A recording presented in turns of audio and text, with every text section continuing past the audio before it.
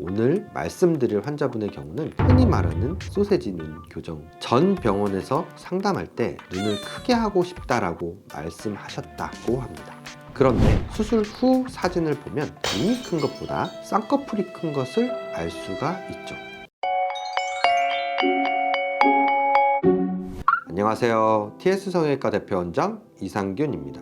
제가 케이스 리뷰 컨텐츠를 하는 이유에 대해 궁금하실 텐데요. 저희가 수술에 대해서만큼은 매 순간 진지하게 또 최상의 해결책으로 임해 오다 보니 요즘 재수술을 하시는 많은 분들이 저희 병원을 또 저를 믿고 찾아와 본인의 상황에 대해 의논하시는 분들이 많습니다. 그래서 그런지 TS 성형외과 의료진들은 그 어느 병원보다도 거의 모든 종류의 잘못된 눈 성형 사례를 봐오고 있는데요. 눈 재수술 상담의 경우를 보면 대부분의 환자분들은 이미 실패의 쓴맛을 경험했기 때문에 또 다시 실패하지 않을까 라며 불안해하시는 경우가 많습니다. 상담 시간에 모든 불안감을 좀 줄여드리고 싶어도 현실적으로 그 시간에 모든 경우를 다 보여드리기 쉽지 않고 재수술은 한층 더 전문적인 내용이다 보니 집에 돌아가시면 내용을 잊게 되시고들 합니다. 그래서 비슷하거나 조금씩 다른 사례들의 리뷰 영상을 통해 해결책과 경과를 보여드리면 막연한 불안감을 줄여드릴 수 있지 않을까 싶어 눈 재수술 케이스 리뷰 영상을 제작하게 되었습니다.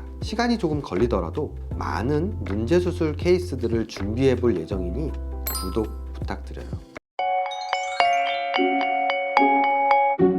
지난번 극한 눈 재수술에 이어 오늘 말씀드릴 환자분의 경우는 흔히 말하는 소세지 눈 교정인데요.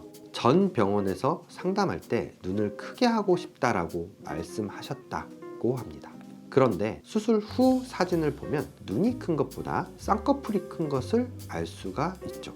정확한 니즈를 파악하지 못한 수술에 대해 참 안타까운 사례라고 할 수 있는데요. 수술 전에 환자분의 눈을 보시면 쌍꺼풀이 높게 형성돼서 굉장히 두껍고 소세지 느낌까지 있는 쌍꺼풀을 볼 수 있고요. 또한 동공이 60%만 노출된 것을 볼 수 있는데요. 동공의 노출은 가장 또렷하게 보일 수 있는 80에서 90%를 추천드립니다. 그 미만은 졸려 보이면서 답답한 느낌을 받으실 거예요.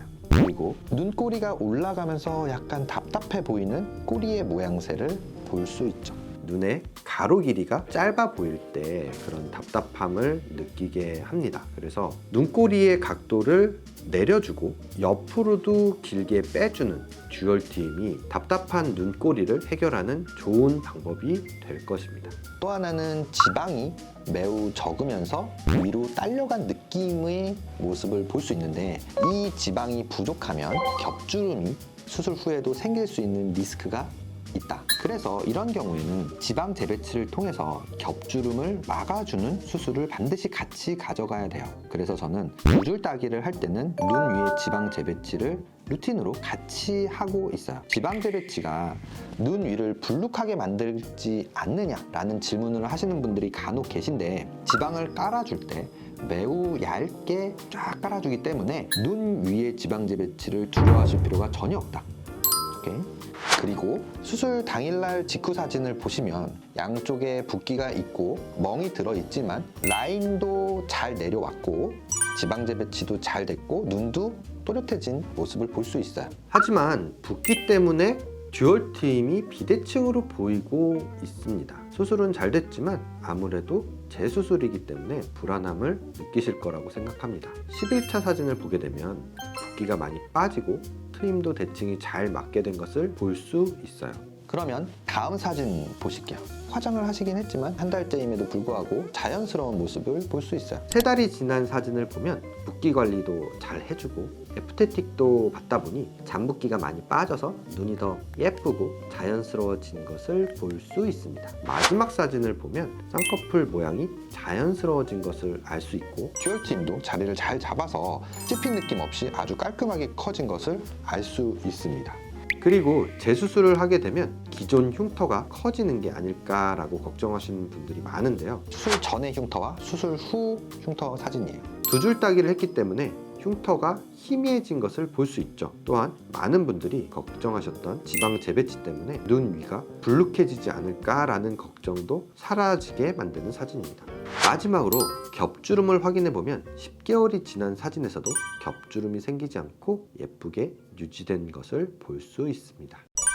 재수술 하시는 분들에게 드리고 싶은 말씀은 눈매 교정, 지방 재배치 이런 수술들이 쉽지 않은 수술이다 보니 경험이 없는 곳에서는 이런 수술은 하면 안 된다 라는 말을 듣고 잘못된 솔루션 해결책으로 2차, 3차 수술을 하게 되어서 점점 수술이 더 어려워지는 경우가 있는데요. 재수술 때에는 근본적인 해결을 위해 그런 수술들이 병행될 수 있음을 이해하고 적합한 솔루션을 찾으셔야 된다는 점을 말씀드리고 싶습니다.